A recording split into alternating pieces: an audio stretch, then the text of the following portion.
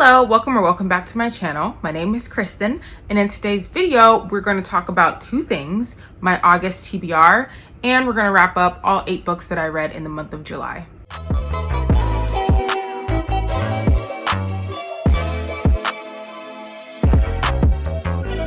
Before we get started, if you haven't watched my last video, that explains where I've been for this last year, because you might be like, I ain't seen her in like a year. You're right, I haven't posted on this channel in over a year up until that last video that I posted, so give that a watch if you haven't already. I also do a bookshelf reorganization in that last video. I have a new shelf in a different room in this house, and then I also changed around the bookshelves that are in my room here. I did a whole dust down, clean down swap of where books show up on my shelf. So again, watch that video if you haven't already. It is a good time.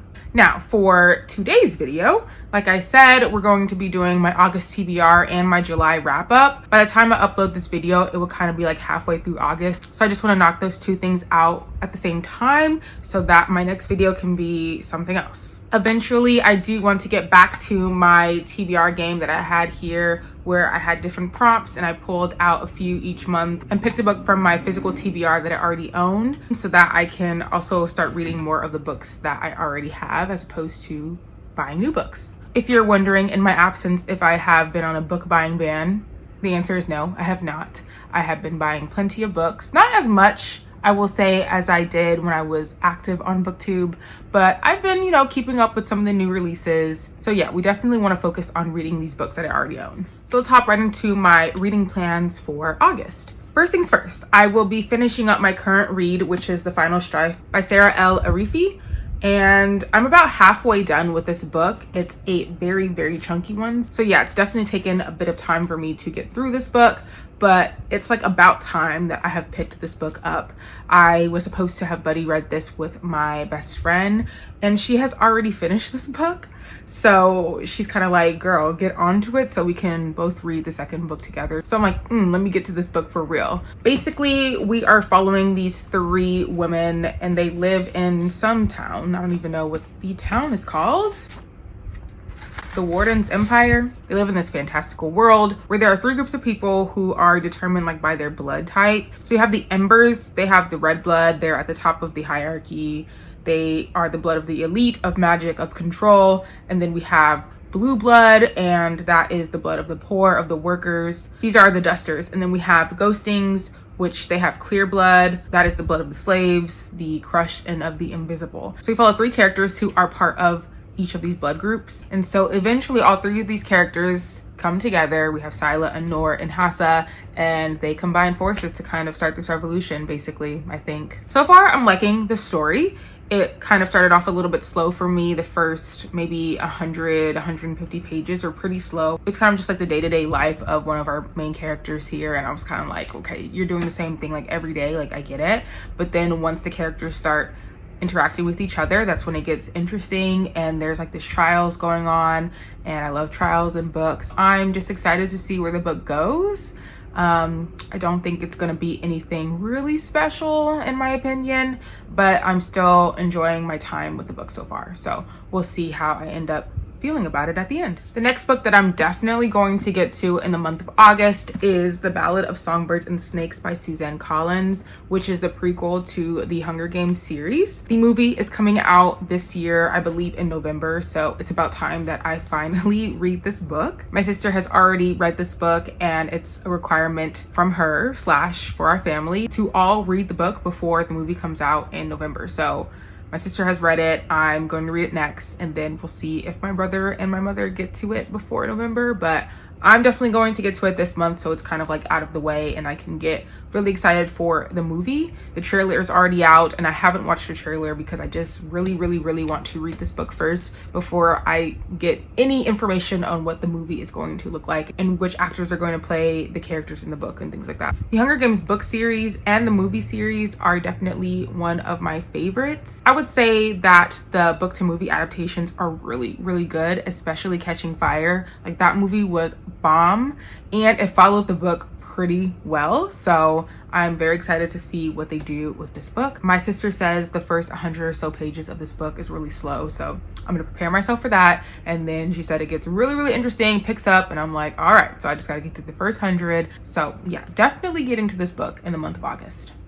Those are the only 2 books that I like have to get to this month. And then from there, it's kind of like up to me what I pick up. But I do have 2 books that are at the very top of my TBR that I'm pretty sure I'm going to pick up this month if I have the time.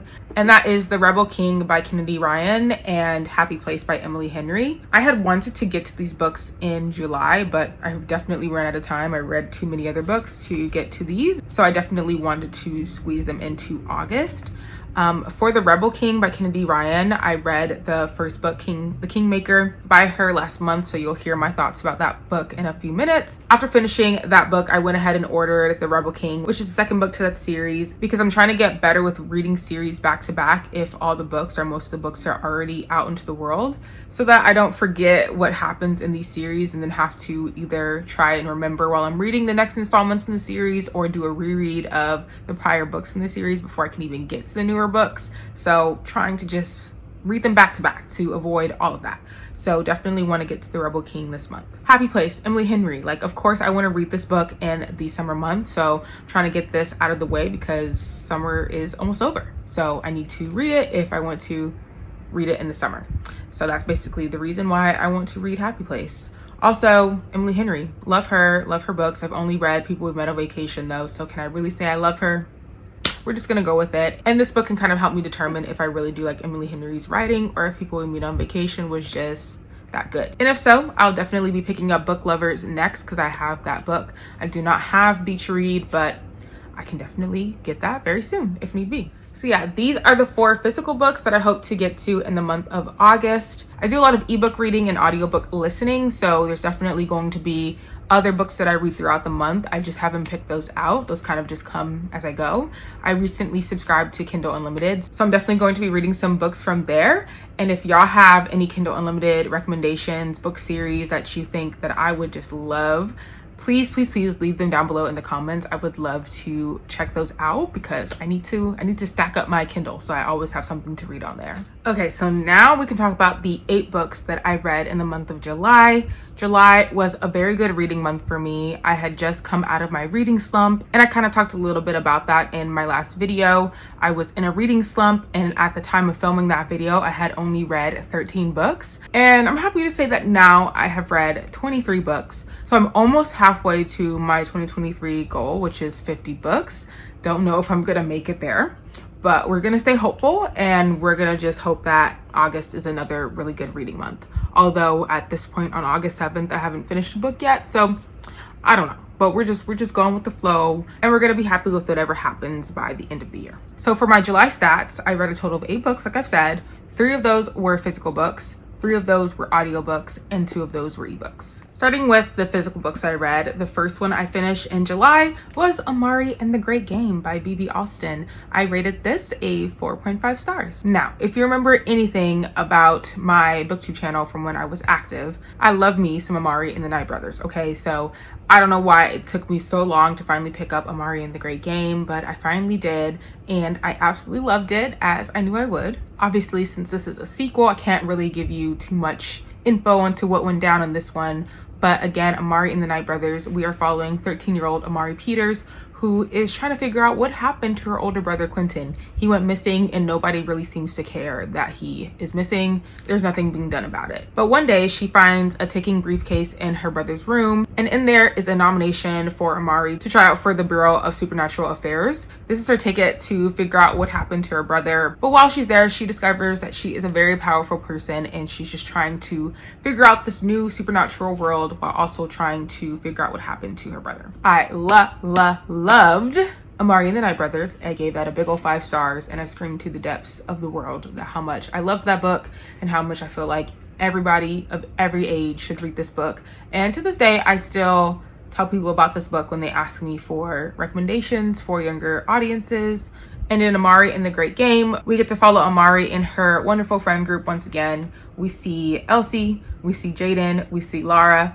it's just a great time getting to spend more time with these characters and continue to be along with them on their individual character journeys. There's this big old scandal going on in the world now that Amari is being blamed for. She didn't do it. So again, she has a mystery that she is trying to solve in this book, which I liked, but it wasn't my favorite aspect of the book. I felt that figuring out that part of the book took a little bit too long. Like, but halfway through, I was kind of just over it and wanted to know what really happened with that scandal there. The great game, right? There is a great game that goes on in this book. And the only thing I have to say about that is I wish that that was more of a focus as opposed to the focus on the scandal that's happening as well in this book. So those are kind of my non-spoilery thoughts about Amari and the Great Game. But overall, I still really love the book, and I cannot wait until the next installment of the series. The next book I read was The Kingmaker by Kennedy Ryan, and I rated this at 3.5 stars. Kennedy Ryan has quickly become one of my favorite authors.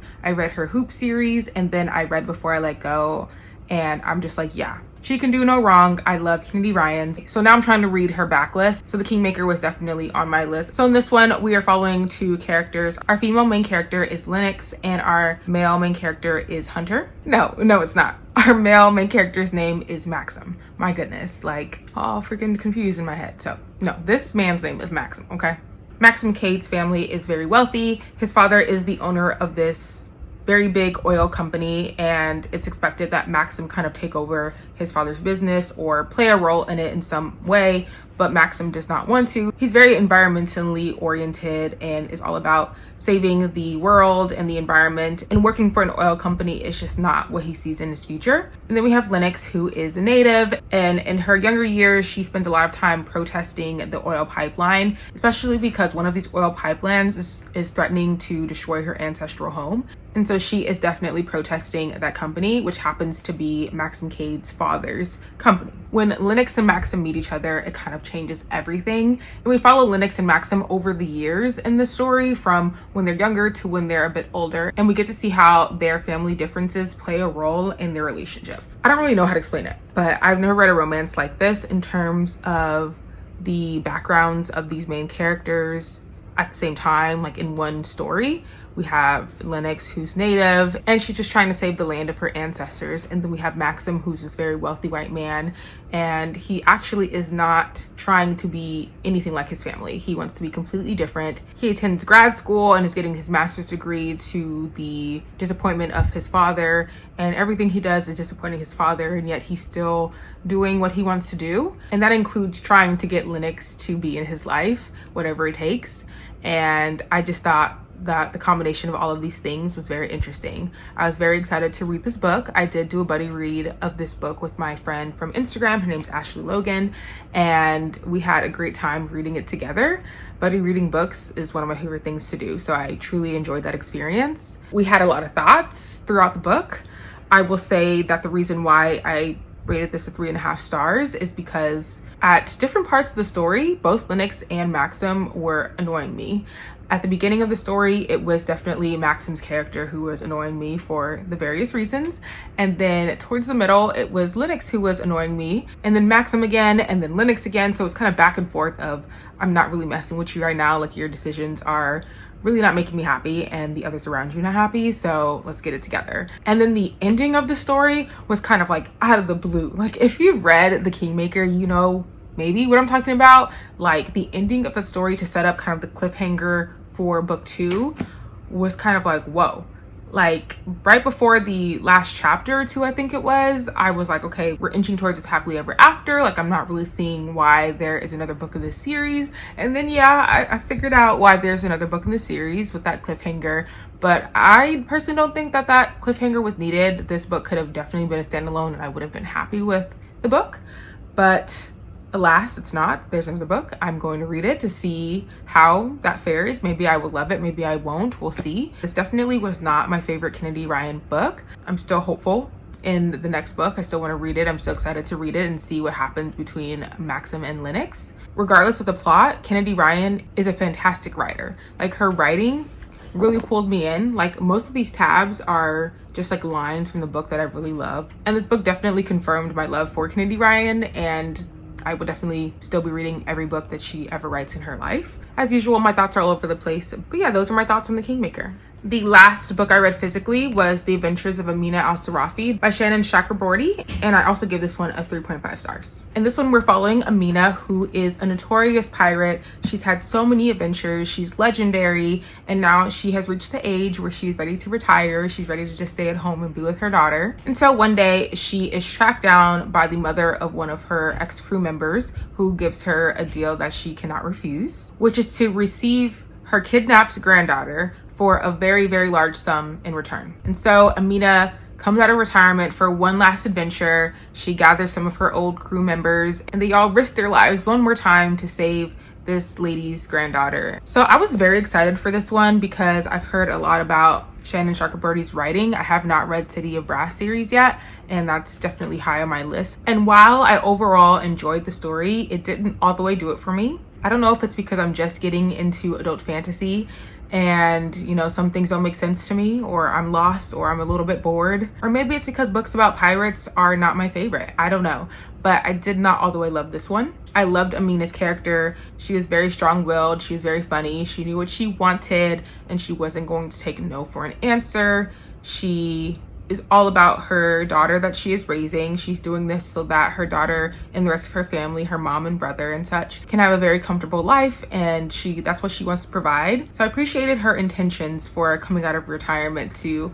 go on this last adventure. I did enjoy the side characters, the crew from the Marathi. Our villain character, or one of our villain characters, Rox, her demon husband, I did enjoy his character as well. And then I really love Jamal. He's the scribe that's kind of like helping out Amina write the story. I loved the format of the story. I read this physically, but I also listened to the audiobook, and so I really enjoyed the audiobook. So if you want to listen to it, or if you want to do a pairing audiobook and physical reading, I would definitely recommend that because audiobook was fantastic. In addition to me being uninterested at some points of the story, I did think that some of the fantastical aspects of the story were kind of silly and out of the blue. Towards like the middle / end of the book, some things started happening and I was like, where is that coming from? Like, why is that necessary? There's one part specifically I'm thinking about. We'll see how that pans out in the following installments of the series. I definitely do want to continue the series, and we'll be able to see if pirate books are for me or not.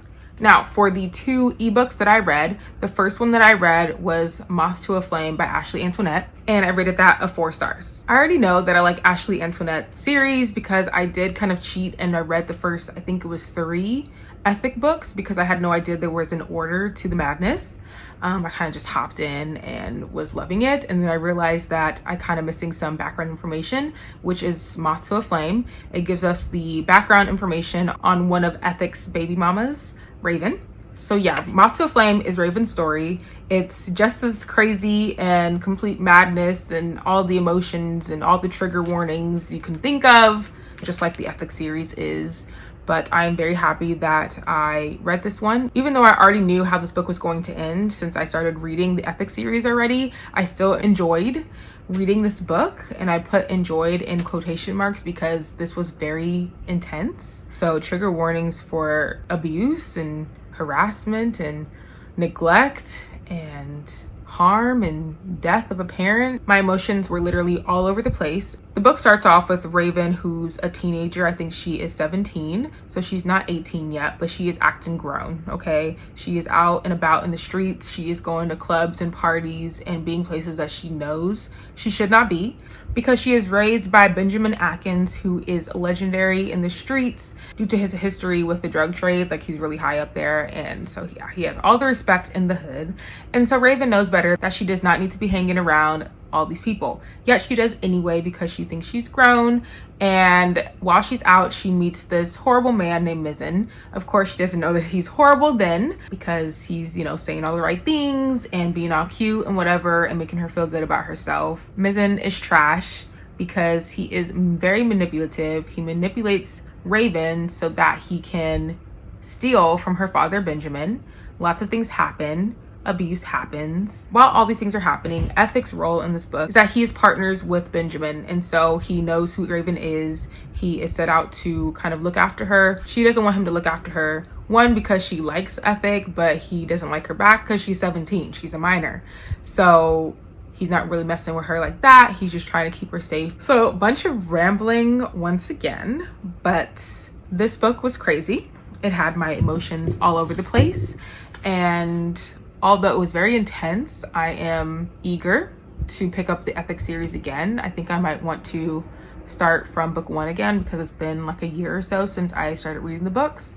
And they're very quick reads, like 300 or so pages in each book, so it doesn't take too long to read, so I can definitely catch up to where I was when I was reading the series and continue with that one. The only thing I can say about this, in addition to Mizzen being like the worst person to ever exist in the world, is that I was actually a little bit disappointed in Ethics' character because something happens towards the end of the book, and basically I'm just disappointed in his response to the situation. I feel like he should have done more in the situation, and if he did, I feel like the following events in the book would have been much different. Again, that's all I can say. Please, if you've read Moth to a Flame and or the Ethics series, please hit me up in my DMs on Instagram because I would love to talk about this with you. And if you haven't read this book and you're down for some hood romance, you're down for something very intense, please pick up this book. And please be warned that your emotions are going to be like this during the whole book. You're going to go like this, you're going to go like that, you're going to go like this, you're going to go like that. So be warned, but read it. The second ebook I read was The Right Move by Liz Tom Ford, which I gave a 5 stars. I loved that book. Ryan and Indy, love them. Y'all gotta read this book if you're looking for a cute romance, a cute basketball romance especially. Basically, in this book, we have Ryan Shea. We have Indy or Indigo Ivers. Ryan Shea is an NBA player for this made-up Chicago team. Indy is Ryan's twin sister's best friend. Indy was just in this very long relationship with her childhood best friend, with her childhood everything. They had just broken up because he cheated on Indy. So she was like, absolutely not, I'm done with this. And so now she's getting her life together again, trying to get used to being alone and not having anybody to take care of. To Ryan's dismay, Indy moves into his apartment with him because his sister asked him to, and he does anything that his sister asks. Like I said, Indy is trying to get her life back together, and while she's doing that, she needs a place to stay while she saves money so that she's able to move out on her own. So Indy and Ryan, they are roommates, but Ryan is not really messing with Indy because, again, he doesn't like people to be all up in his life like that. Long story short, they start fake dating because Ryan Shea's general manager doesn't really like Ryan because he's closed off, he's very robotic, he's not personable, and that's the type of team captain that he wants for the team. So Ryan is trying to prove to him, or trying to get him to see, that he is all that so that his general manager likes him. And the way that he has decided to do that is to fake date Indy. Ryan and Indy were just literally everything. Definitely the sunshine grumpy trope going on there, with Indy being the sunshine and Ryan being the grumpy character. But Ryan is like the sweetest, most caring man ever. Like, he claims to not like Indy and not care for her and want her gone out of his life, but he does all these little things for her in the book that I'm just like, you're lying to yourself. You really do love this girl. Indy likes iced coffee. Like, she will only drink iced coffee, and he likes hot coffee. He only has a hot coffee machine, that kind of thing. But what he would do is he would wake up early, he would make coffee. He would put a hot cup of coffee in the refrigerator for Indy, so when she woke up, her coffee was cold. I think that's very cute. He also built her a bookshelf because her books were like all over the place. He bought her a bed. He did all of these things for her, and I'm like, there's no way you don't like her. Obviously, they end up realizing that they both like each other because it's a romance book. Fake dating always turns into real love, but I just loved them together. I feel like with romances, you either love the couple or you don't, and that kind of determines the vibes and your feelings and your rating for the book. So from the jump, I definitely loved the dynamic between Ryan and Indy because they did not like each other, but obviously from their point of views, you could tell that they did. And as a reader, you're just waiting for them to communicate those feelings to each other so that they can just be together and live their happily ever after as they deserve. And we finally got there, and yeah, I loved it so much. I wish there was more to read with him. The Right Move is part of a trilogy, I believe, but we're following different couples in each of the other 2 books. So the first book that was out follows Stevie and Xander's. It's their love story. Stevie is Ryan's twin sister. Stevie and Xander are in The Right Move a lot as well. So I feel like I understood their love as well, so I don't know if I'm gonna read that one. And then the third book coming out this year, I believe in October, that's following a different couple there. So I might read it. It's about a single dad baseball player and his nanny. I think they're supposed to have their love story, so I might read that one because that sounds pretty interesting. But yeah, I could definitely say that I am a new fan of Liz Tomford. I definitely want to look at her backlist and see what other books she has out there and give it a read. All right, lastly, the 3 audiobooks that I read this month were all romance novels. So first audiobook I listened to was Real Love by Rachel Lindsay. She was the Bachelorette for whatever season she was on. And that was the first and only season of the show that I've watched because it was a Black woman. So I was like, I'll support her. And so I saw here that she had written a book and I was like, yeah, let me check it out. Real Love, Rachel Lindsay. I gave this a 3 stars. It was about, if you can guess, a dating reality TV show. But the main character of this book, whose name is Maya, is not on the dating show. One of her best friends is on the dating show. Even though Maya was offered the spot first, she declined it because she was already in a relationship. She had just auditioned for the show to support her friend, but now Maya is kind of having regrets about it because she sees how happy her friend is and wishes that she could have a real love story as well, because the relationship that she's in now is just not it for her. I feel like the book was more of a self-discovery than a romance novel, because our main character Maya, she's very by the book. She's very follow my to-do list, follow my 5-year plan that I've set for myself with no hiccups in the road. You know, she already had that long relationship and she wasn't really planning on ending that relationship or really doing anything but be with this man. So she's working through those feelings. And then there is another love interest, Kai, who is introduced during the novel, but we don't really spend that much time with Kai. So that's why I'm like, this is more so like a self-discovery than a romance, because there really aren't that many romantic scenes. It's a lot of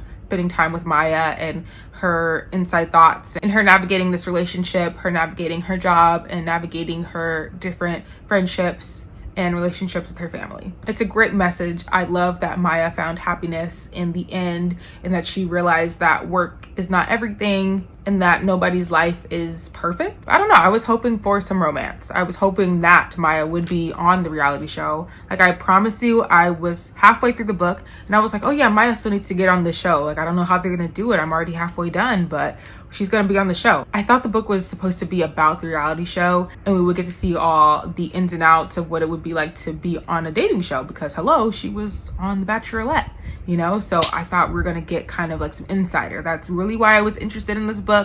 But at the same time, I'll take a self-discovery. I'm happy when women find happiness at the end of the day, especially a Black woman. So I'm here for it regardless. The next audiobook I listened to was The Neighbor Favor by Christina Forrest, and I also rated that book a 3 stars. In this book, we're following Lily Green, who has always felt inadequate compared to the rest of her family. She really wants to be an editor for children's books, but right now she's stuck in the nonfiction department and there's no promotion in sight. Lily's favorite fantasy author creates this website and Lily decides to email him and they start to correspond back and forth with each other. In the beginning of this book is literally the emails between Lily and her favorite fantasy author, whose name is Nick. But she doesn't know his name is Nick because he goes by a pen name and that's the name that his email is under. I'm just forgetting what the pen name was, but that man's name is Nick. So they're emailing back and forth until one day he ghosts her. He completely just stops emailing her and she kind of just has to deal with that because she started to develop feelings for him throughout these emails. Months later, Lily's sister is getting married and so she needs to find a date for this wedding,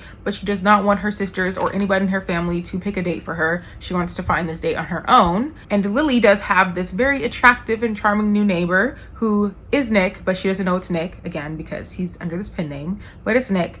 He is her new neighbor and she wants to take him. Nick eventually figures out who Lily is, but Lily still doesn't know who he is. So Nick agrees to help Lily find a date to this wedding. This story was very cute. I really enjoyed the emails. That was my favorite part of the book, being able to listen to the back and forth between them. And then in the real world, when they finally meet in person, I thought that was cute too. I thought that Nick should have just been honest from jump about who he was, but at the same time, I understand why he kept identity a secret. He had his reasons and I have to respect that. But it was very cute to see them kind of develop that friendship and being able to see that friendship develop into something more once again. But panning out in real life, Lily and Nick are a perfectly cute Black couple that I rooted for throughout the whole book. But again, there was just nothing special about it to me. It was a cute romance, but it wasn't giving me the fire that, you know, the right move was, for example. So I would recommend this one. It was definitely a cute story, and we love a powerful and cute Black couple, so I will definitely recommend this to those who are looking for a Black romance. The 8th and final book that I read in the month of July was also an audiobook, and that was Icebreaker by Hannah Grace. As you can see from this cover, this was a hockey romance. And this is a very popular one on Book Talk, especially with all that hockey drama going on in the Book Talk world. But regardless, I read Icebreaker. I loved it. I gave it a 5 stars. And now I'm like, maybe I should read more hockey romances, you know? I didn't really think that was going to be the sport of choice for me, but it did it for me. It definitely did it for me. In this book, our couple is Stassi and Nathan, and I love them so much as well.